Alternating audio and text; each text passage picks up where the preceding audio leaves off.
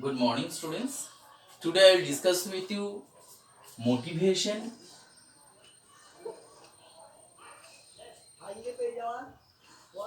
So first of all, we will know about what is motivation. What is motivation? Okay. So look, students. Actually, motivation means to be inspired to do something. A process through which an individual's inspirations or stimulation to act in a particular fashion or manner towards a particular direction. Okay. So what motivation? Motivation means to be inspired to do something, a process through which an individual is inspired or stimulated act in a particular fashion or manner towards the particular direction. And what are the types of motivation? There are two types of motivation. How many types of motivation? There are two types of motivation. First one, internal or instinct motivation. So look, student, what is internal or instinct motivation? Actually, internal motivation means this motivation is within an individual and guides one to perform better to satisfy one's own personal feelings. Internal motivation depends upon basic needs like biological needs, thirst, hunger, social needs, family, friends, etc.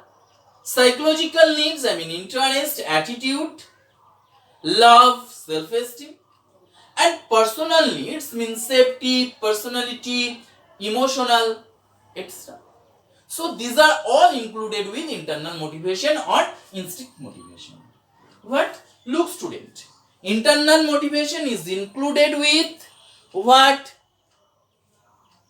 Trust, hunger, family, friends, interest, attitude, love, self-esteem, safety, personality, emotional, economical, etc. These are all included with instinct or internal motivation. Now we know external or extinct motivation. Look, this motivation depends upon environmental factors. External motivation has great impact on an individual's performance. It is of various types like rewards, we all need, punishment. These are also included with external motivation or extrinsic motivation. Achieve participation, equipment and surroundings,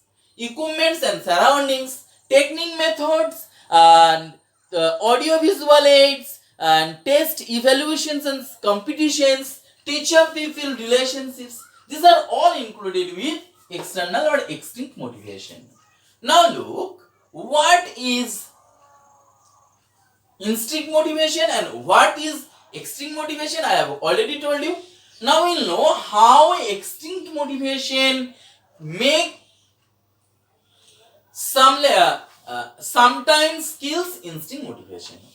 How extrinsic motivation may sometimes kill instinct motivation. Look, students, actually extrinsic motivation may kill instinct motivation sometimes because the physical appearance of surroundings has more influence one of the mind of an athlete. Extrinsic motivation may kill instinct motivation sometimes because the physical appearance of sometimes has more influence on the mind of an athlete. And now look, goal setting as the technique of motivation. Goal setting as a technique of motivation. Look, students, goal setting technique is one of the most important technique of motivation. If you do not set goal,